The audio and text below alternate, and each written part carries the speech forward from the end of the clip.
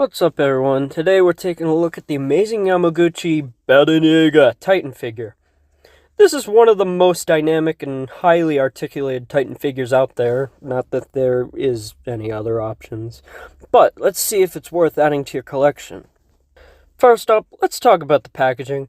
Amazing Yamaguchi always does a great job with presentation, but sadly this box is not that.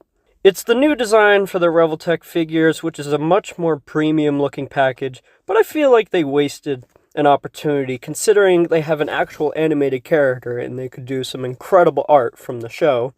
But a box is a box. Thank you! Onto the sculpt. The level of detail here is insane.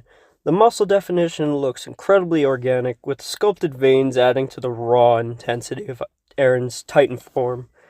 His facial expression is perfect, just like in the anime. The hair has an overall nice sculpt as well, with sharp individual strands. Overall, this figure nails the character design like, oh my god, Aaron, you're so fucking cool, holy shit! Paint application is another major win. The shading on the skin adds depth, making the figure feel more lifelike. The teeth and the eyes are especially well done for how small they are. Super crisp, no noticeable smudging. Some figures certainly seem to struggle with messy paint applications, but here everything is clean and well executed.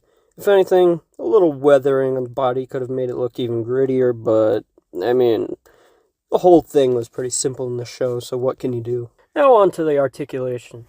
Now this is where Amazing Yamaguchi and Revoltech really have their bread and butter. This figure is loaded with articulation, including a ball joint at the head.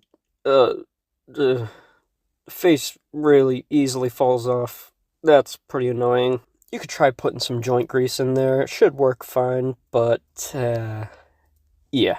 There's a ball joint at the bottom of the neck as well to allow it to look up that far and down that far. Butterfly joint in the shoulder. Moves back, forward. Hinge in the shoulder. Allows for pretty good up and down. Swivel at the bicep. Hinge at the elbow. That allows for pretty good movement. Hinge at the wrist, which allows for up and down, and if turned, can allow for side to side. Ball joint at the torso. Ball joint at the waist, which allows for a great arch and an incredible crunch. Ball joint at the waist and the leg, which allows for a pretty good spread. Another ball joint at the thigh. Hinge at the knee. Hinge in the shin. Ball joint at the foot, which allows for pivot, and a toe bend. Overall, though, the articulation is incredible. The range of motion is fantastic, making it easy to recreate Aaron's intense battle poses. He's very loose and tight in all the right places, especially in the torso, which makes for some incredible dynamic shots. Aaron loves his freedom. Not that kind of freedom, but that kind of freedom. Next, accessories.